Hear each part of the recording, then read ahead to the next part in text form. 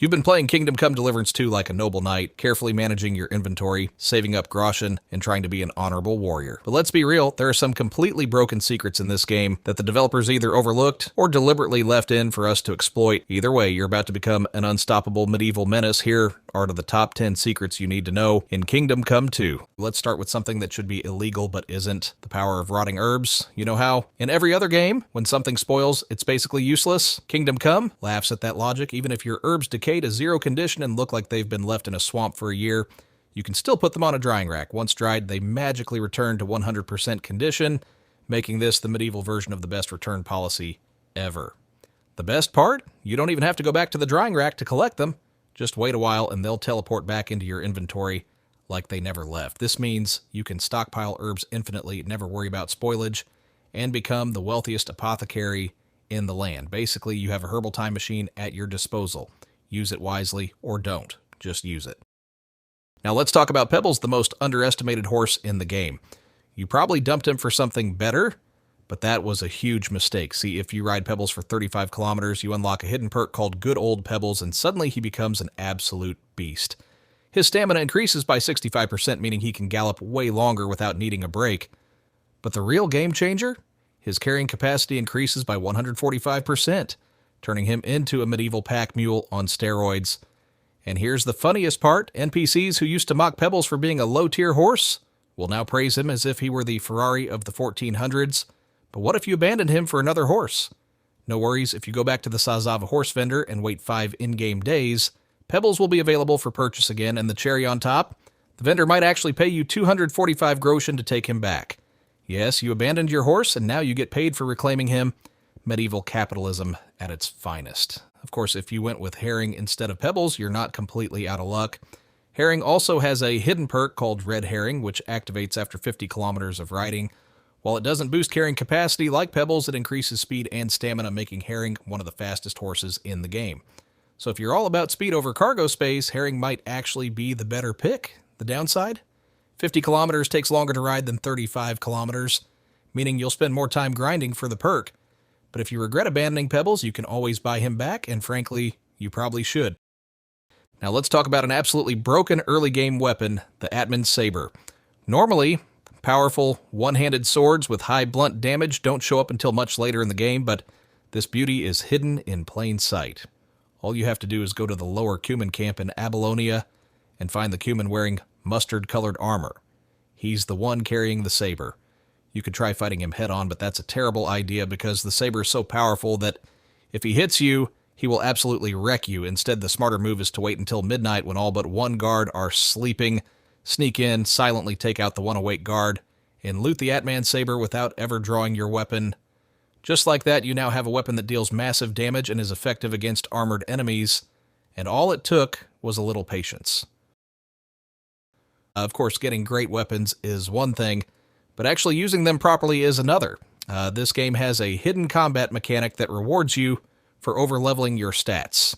If your strength is higher than the weapon's requirement, you actually deal extra damage. Likewise, if your agility is higher, your stamina drains less per swing. This means that even though weapons have minimum stat requirements, they become even better when you exceed those numbers. So how do you level up quickly? Easy. Walk around over-encumbered? No, seriously. Just overload yourself with loot and start walking in circles. You'll gain 8 strength and vitality XP per second, and within minutes you'll see huge stat gains. If that's too slow, go to Tomcat, the skill trainer in the Nomad camp, and deliberately fail combos during training. He lets you mess up endlessly while still giving you XP, making him the best unwilling punching bag in the game. But maybe you're after the fastest way to make money, and let me tell you, stealing horses is absolutely broken. If you go to Nikov Fortress, you'll find tons of horses ripe for the taking. But an even better trick is to wait at a bandit camp where new horses spawn every 3 days. Once you steal a horse, ride it to the Nomad Camp horse vendor, sell it for 300 groschen, and repeat. The only catch? The vendor runs out of money after 1 to 2 sales, but if you wait 2 in-game days, his money resets, allowing for infinite profits. Just be careful. Stealing too many horses might affect story events, so don't get too greedy. Now let's talk about the best food in the game, honey. Yes, honey. It's the medieval equivalent of power bars, except it never spoils, restores a massive amount of hunger, 31 nutrition per bite, and is completely free. Behind the carpenter and Chezet, you'll find several beehives you can loot. If that's not enough, there are more beehives nearby that require stealing, but hey, free food is free food. And since honey respawns every in-game week, you never have to worry about food again. It's so broken that I wouldn't be surprised if the developers nerf it in a future patch, so stockpile it while you can. If you're a gambling maniac, you'll love this one. There's a secret chest in a bandit cave at the game's starting location that contains weighted dice. These dice have a ridiculously high chance of rolling ones, which in this game means easy gambling wins. Even better, the chest resets every 7 in-game days, so you can keep looting new weighted dice until you have a full set. Once you have 6 weighted dice, gambling becomes so easy that NPCs won't stand a chance. You can win almost every round before your opponent even gets a turn, making it one of the best passive income sources in the game. Finally, if you need a quick 300 groschen, just head west of Lower Sazava Mill. There's a very hard lock chest hidden in the woods, but instead of struggling with lockpicking, look for a bird's nest nearby. The key to the chest is inside, and instead of wasting arrows to knock it down, just throw rocks at it. Yes, rocks. This works way better than shooting arrows, and suddenly you have an easy 300 groschen right from the start of the game. Lockpicking in Kingdom Come. Deliverance 2 might seem like a hassle at first, but once you understand how the system works, it becomes a license to print money. Forget struggling with lockpicks early on. If you move the mouse slowly and keep the golden lock in place while rotating, you can break into just about anywhere. And if you know which shops to target, you'll never need to worry about groschen again. And one of the best places to start is the Trezette Armory, which is practically begging to be looted. It's stocked with high-tier weapons and armor, and the guard stationed outside is almost too easy to take down. The moment he looks away, a quick knockout or pickpocket is all it takes to gain access to a treasure trove. Blacksmith shops are also gold mines with expensive gear sitting inside chests just waiting for you to come along. And if you're into alchemy, apothecary shops are filled with potions, poisons, and high-value herbs that can be sold for a fortune. Instead of wasting time lockpicking every chest, there's a much easier method. Steal the shopkeeper's keys. Almost every shop owner sleeps inside their shop at night, making them prime targets for pickpocketing.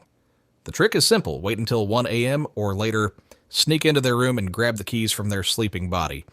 There will usually be multiple keys, but the one to look for is the master key, which unlocks all doors and chests inside the shop. Even if you fail the first few times, it doesn't matter. Just quick save before attempting and reload if you mess up. Once the keys are yours, the fun begins. Every single locked chest and cabinet in the shop is now accessible without having to fumble with lockpicks. The biggest challenge after looting a shop is getting rid of stolen goods. Most vendors won't buy stolen items, but there are ways around this problem. The simplest option is to just wait it out. Stolen items gradually lose their stolen tag over time. Cheaper items usually become sellable in 1 or 2 days, while high-value weapons and armor may take up to 5 in-game days per 1,000 groschen of value before they're considered clean. If waiting isn't your thing, millers are the perfect fence. They buy stolen goods with no questions asked, making them the best place to offload your loot. Another trick is to break down stolen armor into repair kits, since repair kits aren't marked as stolen and can be sold anywhere. So there you have it. You're now armed with more medieval exploits than a corrupt nobleman. Ride pebbles to greatness, steal from literally everyone, get overpowered gear before you should, and make so much money that the king himself might come looking for taxes.